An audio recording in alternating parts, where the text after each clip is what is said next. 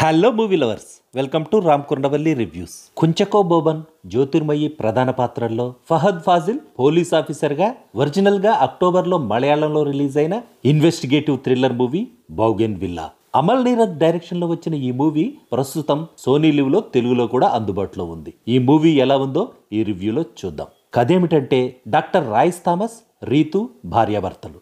ఒకరోజు వీళ్ళిద్దరూ కారులో ట్రావెల్ చేస్తుండగా యాక్సిడెంట్ అవుతుంది. ఈ యాక్సిడెంట్ వల్ల రీతు తన పాస్ట్ని మర్చిపోతుంది. ఈ ప్రాబ్లం వల్ల తన డైలీ లైఫ్లో కూడా ఇబ్బందులు పడుతుంటుంది రీతు. పిల్లల్ని స్కూల్కి పంపి తన హస్బెండ్ హాస్పిటల్కి వెళ్ళాక తన పని మనిషితో టైంపాస్ చేస్తూ జీవితాన్ని గడిపేస్తుంటుంది. అప్పుడే వీళ్ల లైఫ్లోకి ఏసీపీ డేవిడ్ కోషి ఎంటర్ అవుతాడు. కేరళలో సంచలనం సృష్టించిన మినిస్టర్ డాటర్ ఛాయా కార్తికేయన్ మిస్సింగ్ కేసు ఇన్వెస్టిగేషన్లో ఛాయను రీతు ఫాలో అవుతున్న సీసీటీవీ ఫుటేజ్ ఆధారంగా ఏసీపీ డేవిడ్ కోషి రీతుని ఇన్వెస్టిగేషన్ చేస్తాడు. ఆ ఇన్వెస్టిగేషన్లో డేవిడ్ కోషి ఎలాంటి షాకింగ్ విషయాలు తెలుసుకుంటాడు?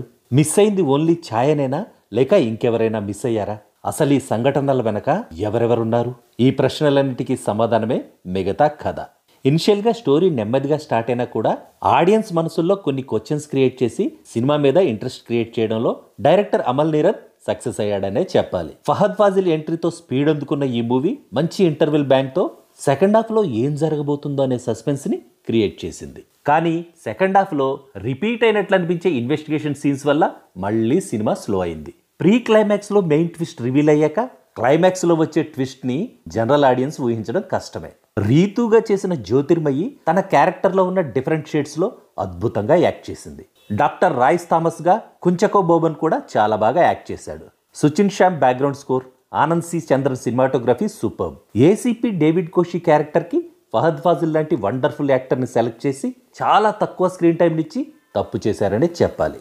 ఫైనల్గా నేను చెప్పేది ఏంటంటే, ఫహద్ ఫాజిల్ కోసమని మూవీ చూస్తే డిసప్పాయింట్ అయ్యే ఛాన్స్ ఉంది. లిమిటెడ్ ఎక్స్పెక్టేషన్స్తో ఈ మూవీని చూస్తే మూవీ నచ్చే అవకాశం ఉంది. That's all in this review friends. మళ్ళీ నెక్స్ట్ రివ్యూలో కలుసుకుందాం. Thank you for watching.